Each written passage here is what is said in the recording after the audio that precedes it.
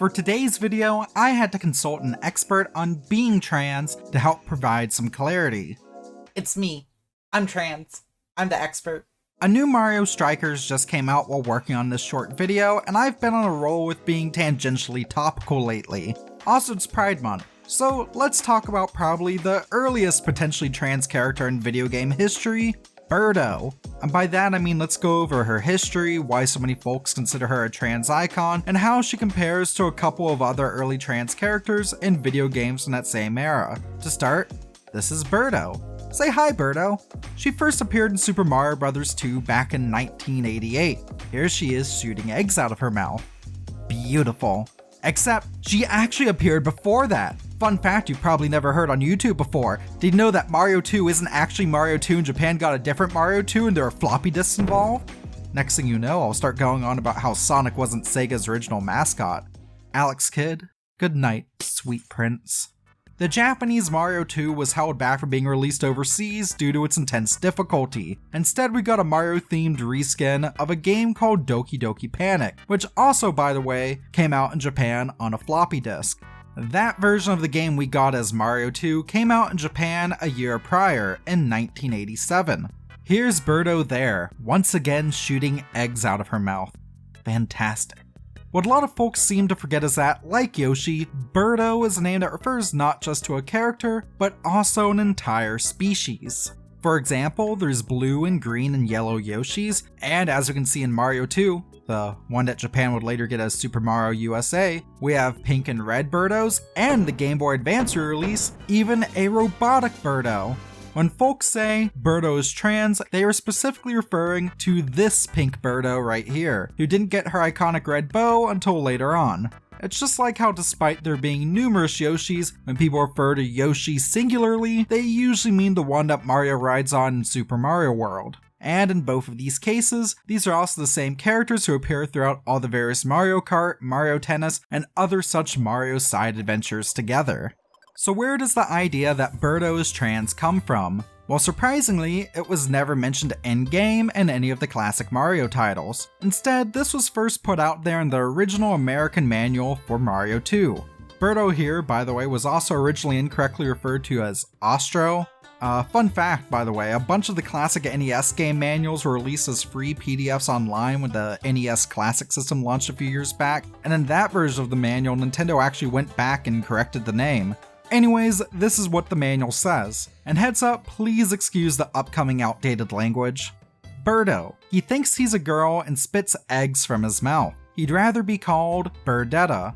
This blurb located between Mario characters such as Fry Guy and Triclide, what classics, gives us two bits of info.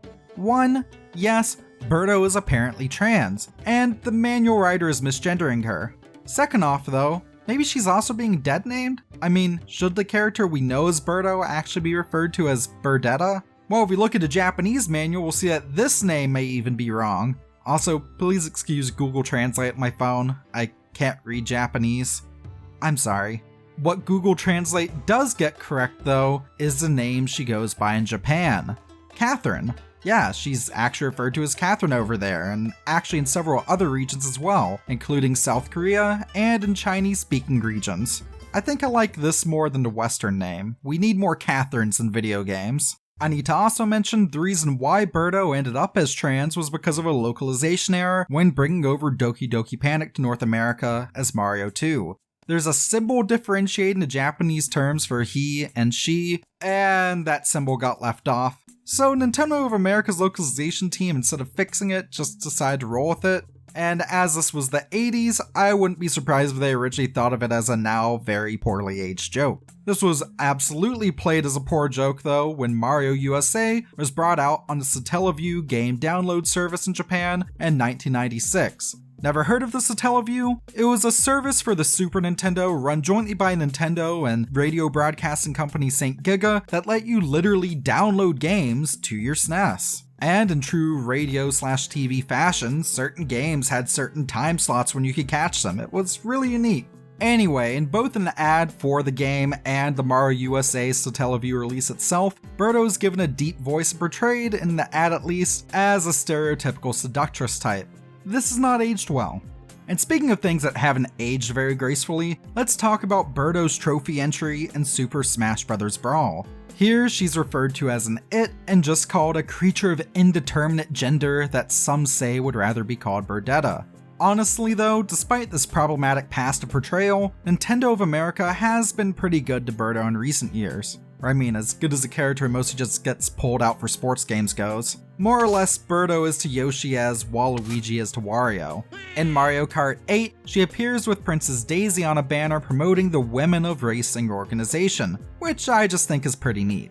Also, she's given a very slight redesign for Mario Tennis Aces that just looks downright adorable.